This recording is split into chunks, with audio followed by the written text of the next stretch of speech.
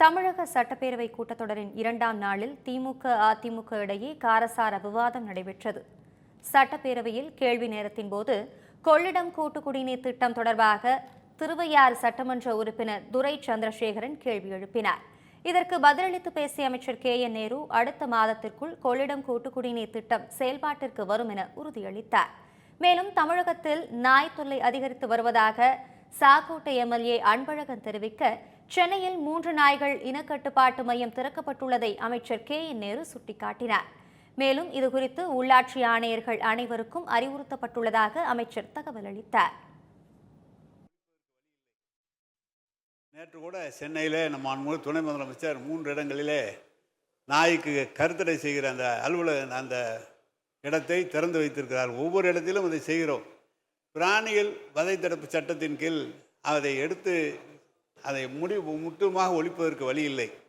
மாடுகளை பொறுத்தளவு அடைத்து பட்டியலை அடைத்து அதற்காக அபராதம் விதிக்கிற போது பொதுமக்கள் மிகவும் கோவப்படுகிறார்கள். எங்கள் மாட்டை நீங்கள் பிடிச்சிங்க போனீங்க வந்து சென்னையில் நான் 10-15 தடவை பிடிச்சிட்டான். ஆனால் அவங்க திருப்பி அவுத்து விட்டுக்கிட்டு தான் இருக்கிறாங்க.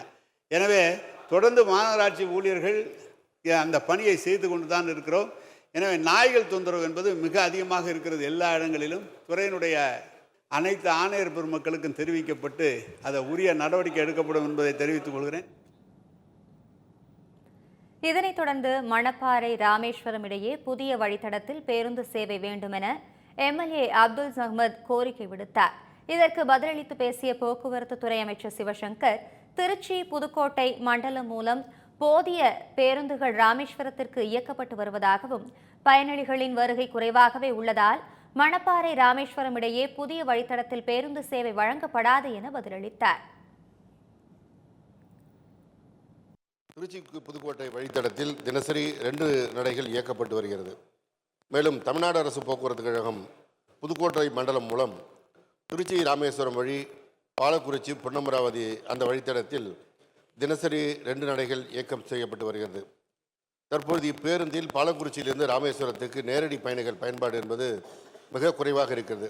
இவை தவிர மணப்பாறை திருச்சி வழித்தடத்தில் ஒவ்வொரு 5 நிமிட இடைவெளியில் தினசரி 345 புறப்பாடுகள் என உள்ள பேருந்து வசதி இருக்கிறது. மேலும் மணப்பாறை புதுக்கோட்டை விராலிமலை இலுப்பூர் வழியாக ஒவ்வொரு 20 நிமிட இடைவெளியில் தினசரி 52 புறப்பாடுகள் என போதுமான பேருந்து வசதி உள்ளது. எனவே இந்த வசதியை மணப்பாறை பகுதி மக்கள் ராமேஸ்வரம் செல்வதற்கு போதுமானதாக இருக்கிறது. அதனை அவர்கள் பயன்படுத்திக் கொள்ள ஏற்ற வகையில் உள்ளது என்பதை தங்கள் வாயிலாக தெரிவித்துக் கொள்கிறேன்.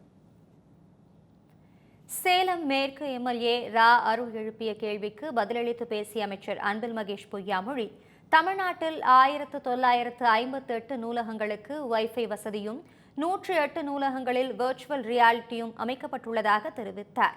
மேலும் சேலத்தில் 35 நூலகங்கள் கட்டப்பட்டு வருவதாகவும் அவர் பதிலளித்தார். அவருடைய தொகுதியிலேயே பார்த்தீங்கன்னா இப்போ சூரமங்கலத்திலேயும் ஒரு நூலகம் கட்டப்பட்டு இன்றைக்கி திறக்கின்ற ஒரு நிலை இருக்கின்றது. ஒவ்வொன்றுக்கும் இப்போ உள்ளாட்சி அமைப்பின் மூலமாக கிட்டத்தட்ட பார்த்திங்கன்னா ஒரு 821 நூலகங்கள் இன்றைக்கி கட்டப்பட்டு கொண்டிருக்கின்றது. அதில் நம்முடைய சேலம் மாவட்டத்தை பொறுத்தவரைக்கும் கிட்டத்தட்ட 35 நூலகங்கள் இன்றைக்கி கட்டுகின்ற அந்த பணிகளை தங்கள் முழுமையாக ஈடுபடுத்திகிட்டு இருக்குது. இன்னொன்று இன்றைக்கி 6ஆம் வகுப்புலேருந்து 12ஆம் வகுப்பு வரைக்கும் படிக்கக்கூடிய நம்முடைய ஸ்டேட் கவர்மெண்ட்டோட சிலபஸ் இருக்கின்ற புத்தகங்கள் தான் போட்டித் தேர்வுக்கு தேவையான பொருத்தமான ஒரு புத்தகம் என்று சொன்னதுக்கு முதல்ல நன்றிகள். ஏன்னா இன்றைக்கு நம்முடைய சிலபஸ்ங்கிறது அந்த மாதிரி இருக்கின்றது.